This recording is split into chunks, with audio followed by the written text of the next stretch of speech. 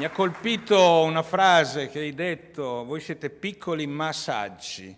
Io credo che ci si debba rivolgere loro dicendo piccoli e saggi, non ma saggi. Piccole imprese dotate di grande saggezza, dotate di grande dinamismo, che sono le imprese che hanno fatto grande e hanno sviluppato l'economia italiana. Questa stessa saggezza è necessaria nel rapporto tra banche e imprese in questo momento delicato, perché se non funziona, se le banche pensano solo al loro conto profitti e perdite, pensando di guadagnare da una parte dagli aiuti che lo Stato dà e che il governo dà, e dall'altra di mettere in atto delle politiche restrittive sul credito, alla fine ci perdiamo tutti, non ci guadagna nessuno. Il conto profitti e perdite dell'Italia avrà un segno meno davanti.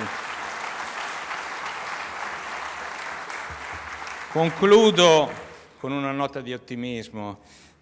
Abbiamo come governo messo in atto tanti provvedimenti: sostegno delle famiglie, il piano casa che spero venga approvato rapidamente, strumenti diretti a sostenere finanziariamente lo sforzo di uscire dalla crisi e strumenti anche per creare sviluppo, per far muovere l'economia.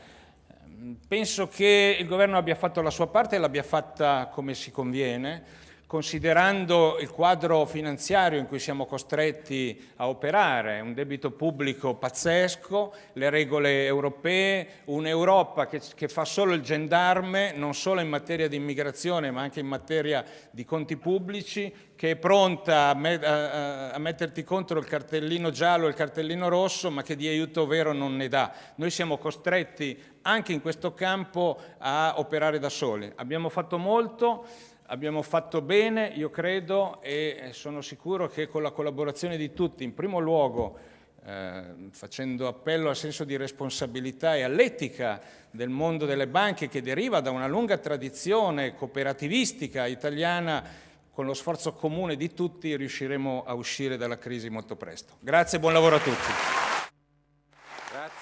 Grazie a tutti, buona giornata.